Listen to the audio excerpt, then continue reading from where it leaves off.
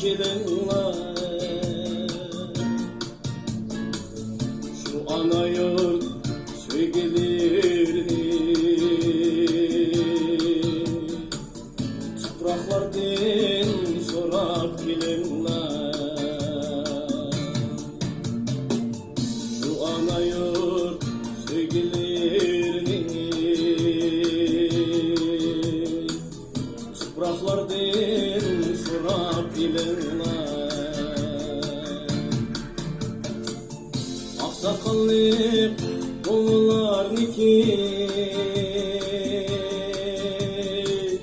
dertlerini anlap kelinler. Ah yağlıklı mollalarniki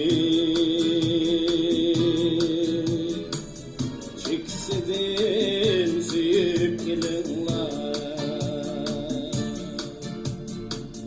Ah yağlıklı mollalarniki çeksiden süyüp kelinler.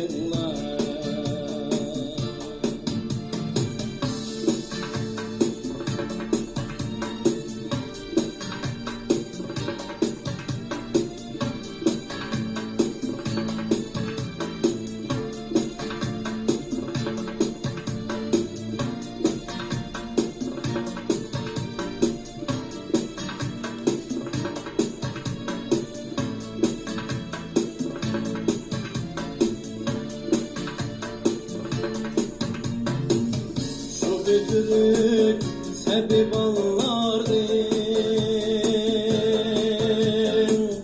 şüghesini anlap yakınlar.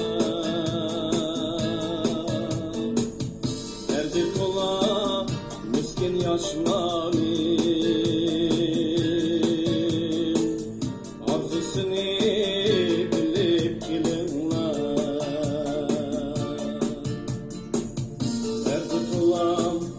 Miskin yaşlar